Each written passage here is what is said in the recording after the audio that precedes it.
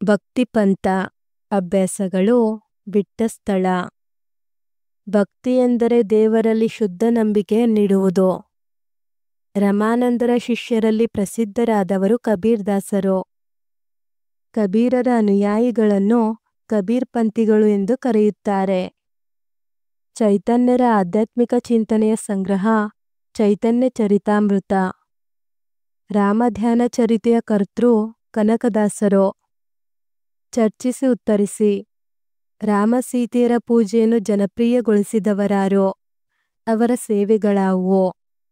ರಾಮ ಸೀತೆಯರ ಪೂಜೆಯನ್ನು ಜನಪ್ರಿಯಗೊಳಿಸಿದವರು ರಮಾನಂದರು. ರಮಾನಂದರ ಸೇವೆಗಳು. ಭಕ್ತಿ ಪ್ರೀತಿಗಳ ಆಧಾರದ ಮೇಲೆ ವೈಷ್ಣವ ಧರ್ಮದ ಪ್ರಸ್ಥಾನವೊಂದನ್ನು ಪ್ರಾರಂಭಿಸಿದರು. ಉತ್ತರ ಭಾರತದ ಕೆಲವೆಡೆ ಸಂಚರಿಸಿ ರಾಮ ಸೀತೆಯರ ಪೂಜೆಯನ್ನು ಜನಪ್ರಿಯಗೊಳಿಸಿದರು. ವಾರಣಾಸಿಯು ಅವರ ಕಾರ್ಯಸ್ಥಾನದ ಕೇಂದ್ರವಾಗಿತ್ತು.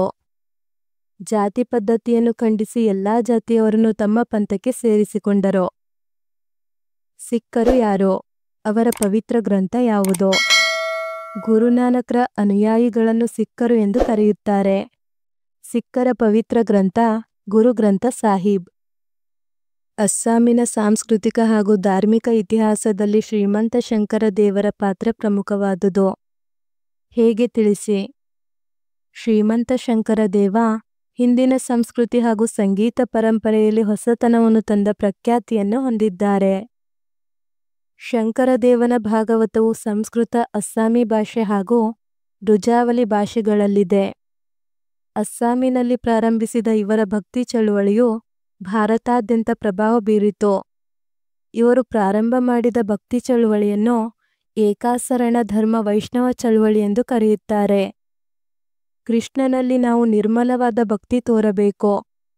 ಉತ್ತಮವಾದ ಕೀರ್ತನೆ ಹಾಡುವುದು ಹಾಗೂ ಕೇಳುವುದರಿಂದ ನಾವು ಭಕ್ತಿ ಹೊಂದಬಹುದು. ದೇವರ ಸೇವಕ ಎಂಬ ಸದ್ಭಾವನೆಯಿಂದ ದಾಸ್ಯ ಪ್ರವೃತ್ತಿಯನ್ನು ಹೊಂದಬೇಕು. ಇತರೆ ವೈಷ್ಣವರಂತೆ ಕೃಷ್ಣನ ಒಡಗೂಡಿ ರಾಧೆಯನ್ನು ಈ ಪಂಥವು ಪೂಜಿಸುವುದಿಲ್ಲ. ಪುರಂದರದಾಸರ ಭಕ್ತಿಯನ್ನು ಕುರಿತು ಪ್ರಸ್ತಾಪಿಸಿರುವ ಅಂಶಗಳನ್ನು ವಿವರಿಸಿ. ಪುರಂದರದಾಸರ ಭಕ್ತಿಯನ್ನು ಕುರಿತು ಪ್ರಸ್ತಾಪಿಸಿರುವ ಅಂಶಗಳು. ಪುರಂದರದಾಸರು ಜಾತಿ ಮತಗಳನ್ನು ಖಂಡಿಸಿದರು. ಯಾಗಯಜ್ಞಗಳನ್ನು ತಿರಸ್ಕರಿಸಿ ಮೂಢನಂಬಿಕೆಗಳನ್ನು ಅಲ್ಲಗಳೆದರು. ತೋರಿಕೆಯ ಭಕ್ತಿಯನ್ನು ತಿರಸ್ಕರಿಸಿದ ಅವರು ಆಂತರಿಕ ಹುಡುಕಾಟಕ್ಕೆ, ಆತ್ಮಶೋಧನೆಗೆ ಪ್ರಾಮುಖ್ಯತೆಯನ್ನು ಕೊಟ್ಟರು. ಅಂತರಂಗ ಶುದ್ಧಿಯಾಗದೆ ಬಹಿರಂಗ ಶುದ್ಧಿ ವ್ಯರ್ಥವೆಂದು ತಿಳಿಸಿದರು. ಮನವ ತೊಳೆಯದೆ ಮನವ ತೊಳೆಯುವುದರಿಂದೇನು ಪ್ರಯೋಜನವೆಂದು ಪ್ರಶ್ನಿಸಿದರು.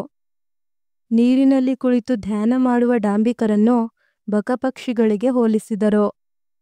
ಮನದಲ್ಲಿ ದೃಢಭಕ್ತಿ ಇಲ್ಲದೆ ತನುವ ನೀರೊಳಗದ್ದುವುದು ವ್ಯರ್ಥವೆಂದು ಸ್ಪಷ್ಟಪಡಿಸಿದರು. ಭಕ್ತಿ ಚಳುವಳಿಯಿಂದಾದ ಪರಿಣಾಮಗಳಾವುವು? ಭಕ್ತಿ ಚಳುವಳಿಯಿಂದಾದ ಪರಿಣಾಮಗಳು. ಹಿಂದೂ ಆಚರಣೆಗಳ ಸುಧಾರಣೆ ಮತ್ತು ಹಿಂದೂ ಮುಸಲ್ಮಾನರಲ್ಲಿ ಮಧುರ ಬಾಂಧವ್ಯವನ್ನು ಉಂಟು ಮಾಡುವುದು ಭಕ್ತಿ ಪಂಥದ 2 ಮುಖ್ಯ ಉದ್ದೇಶಗಳಾಗಿದ್ದವು. ಹಿಂದೂ ಸಮಾಜದಲ್ಲಿನ ಅನೇಕ ನ್ಯೂನತೆಗಳನ್ನು ಸುಧಾರಕರು ನಿವಾರಿಸಿದರು. ಭಾರತದ ಪ್ರಾದೇಶಿಕ ಭಾಷೆಗಳು ವಿಕಾಸಗೊಂಡವು. ಅವರು ದೇಶಿ ಭಾಷೆಗಳಲ್ಲಿ ಬರೆದು ಅವುಗಳ ಬೆಳವಣಿಗೆಗೆ ಸಹಾಯ ಮಾಡಿದರು. ಇದು ಭಾರತೀಯ ಸಂಸ್ಕೃತಿಯ ವಿಕಾಸಕ್ಕೆ ಕಾರಣವಾಯಿತು. ಧನ್ಯವಾದಗಳು. ಈ ವಿಡಿಯೋನ 1-2 ಬಾರಿ ನೋಡಿ ಹಾಗೂ ಪರೀಕ್ಷೆಗಳಲ್ಲಿ ಅತಿ ಹೆಚ್ಚಿನ ಅಂಕಗಳನ್ನು ಗಳಿಸಿರಿ.